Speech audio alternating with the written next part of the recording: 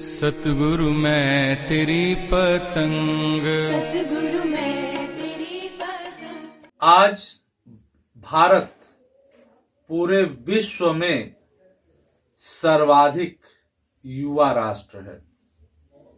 आवश्यकता है तो युवाओं को सही राह दिखाना, उनको उचित मार्गदर्शन करना।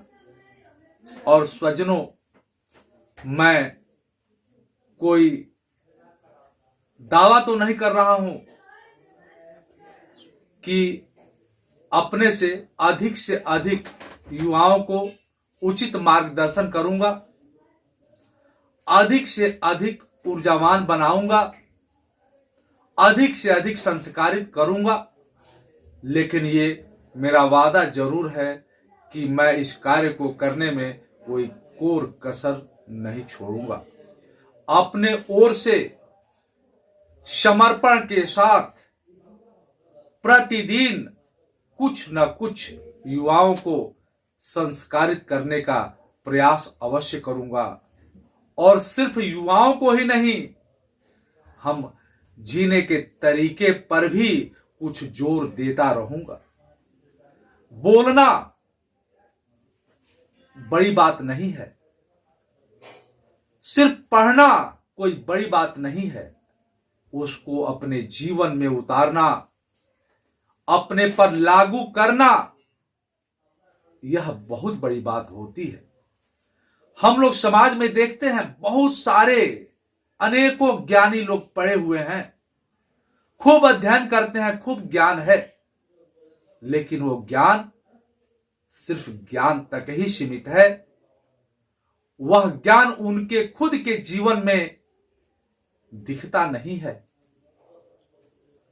सब कुछ हम अगर जाने और समाज में हमारे चाल चलन से वह बात प्रतीत न होती हो, हमारे कथनी और करनी में सामंजस्य न हो, तो वह एक हास्य से बढ़कर कुछ और नहीं कहा जा सकता। स्वजनों, आज की युवा पीढ़ी अत्यधिक ऊर्जावान है। ये सिर्फ दिशा में गड़बड़ी के कारण हो सकता है कि ये अपना मार्ग भटक सकते हैं। एक बार मैंने एक 11वीं के छात्र से पूछा, तुम कितने घंटे पढ़ते हो? तो कहा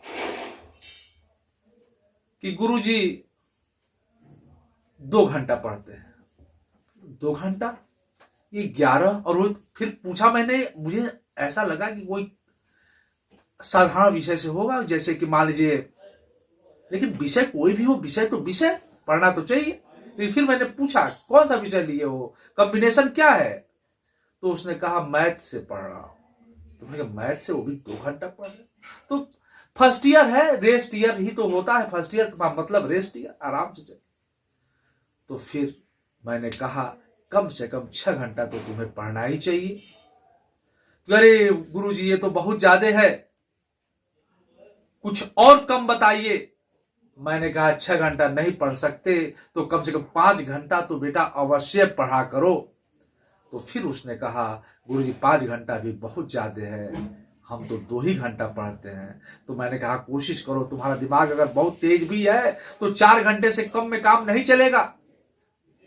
फिर अब उस बच्चे ने और जिद करने लगा, तो मैंने उसको थोड़ा सा कम समय और करके बताया, लेकिन वो मान नहीं रहा था। तो मुझे एक कठोर बात याद आ गई कि जो लड़का 11 में जाकर 4 घंटे भी नहीं पढ़ सकता, उसके लिए एक संत ने किसी संत के विषय में कहा था कि अगर पूरे 24 घंटे में अगर 4 घंटे भी तपस्या नहीं कर सकते तो चुल्लू भर पानी में डूब मरो। तो वैसा ही कठोर शब्द, लेकिन बात वो संत की नहीं, ये हमारे जीवन के लिए भी है। जो कार्य ही हमको मिला है, जैसा भी कार्य मिला है, उस कार्य को हम मन से नहीं करते, लगन से नहीं करते, तो हमारा जीवन प्राप्त करने का, जीवन पाने का हक ही क्या है। और तब चुल्लू भर पानी में डूब मरने की वो संत की बात गलत ही क्या है। स्वजनों, अब यहां बात यह आती है कि चुल्लू भर पानी में डूब मरना किसी आदमी के, किसी बालक के, किसी बड़े आदमी के बस की बात कैसे है। कैसे एक आदमी चुल्लू भर पानी में डूब मर सकता है। यहां मैंने सोचना आरंभ किया, मैंने थोड़ा यहां चिंतन शुरू किया, क्योंकि मैं कहा भी करता हूं कि दुनिया में, जीवन में हमेशा ये कोशिश करिए चिंतन हो, चिंता न हो। और चिंतन तब होगा जब स्वाध्याय होगा। स्वाध्याय करें तो चिंतन होगा। यहां बात है कि चुल्लू भर पानी में कोई आदमी डूब कैसे मरेगा। तो सज्जनों, जरा सोचिए ना, कोई संत अगर 24 घंटे में से 4 घंटे तपस्या न कर पाता हो, कोई छात्र 24 घंटे में से 4 घंटा न पढ़ पाता हो, कोई भी आदमी 24 घंटे में से कुछ घंटे अपने जीवन पे खर्च न कर पाता हो, समाज के काम न आ पाता हो, किसी गरीब का सहारा न बन पाता हो, तो क्या वह आदमी है? अगर ऐसा न कर पाता है तो वह एक सूक्ष्म जीव है। सूक्ष्म जीव जो सिर्फ अपने लिए जीता है। और एक सूक्ष्म जीव को मरने के लिए चुल्लू भर पानी से अधिक की आवश्यकता नहीं होती। इसलिए जीवन के लिए, जीवन के परिवर्तन के लिए जीवन में सामंजस्य बिठाना आवश्यक है। हम अपने लिए जिए, अच्छी बात है, लेकिन थोड़ा समाज में अन्य के भी काम हम आ सके, ये हमारे लिए और अच्छी बात होगी।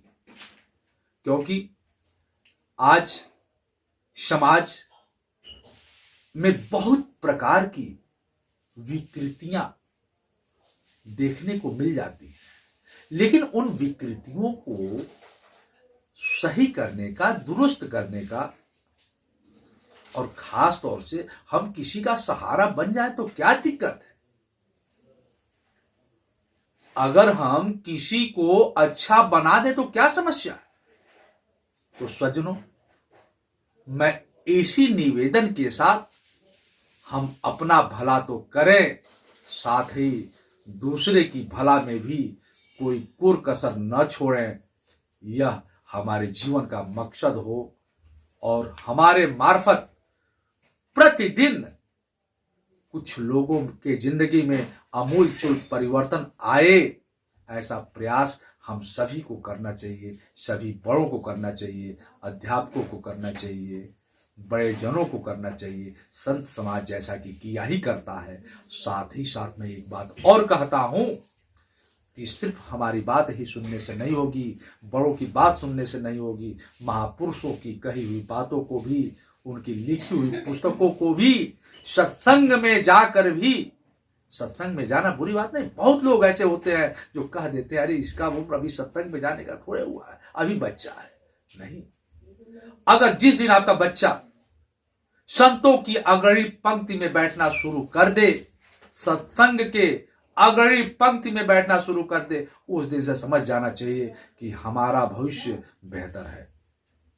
आज के लिए इन्हीं शब्दों के साथ मैं अपनी वाणी को विराम दूंगा, लेकिन साथ ही साथ आपसे निवेदन भी करूंगा कि इस बात को आप अपने पास ही तक न रखिए, थोड़ा आगे भी शेयर करें, सब्सक्राइब करें और लाइक करते हुए कुछ सुझाव भी कमेंट्स बॉक्स में जाकर देने का प्रयास करें। बहुत बहुत धन्यवाद।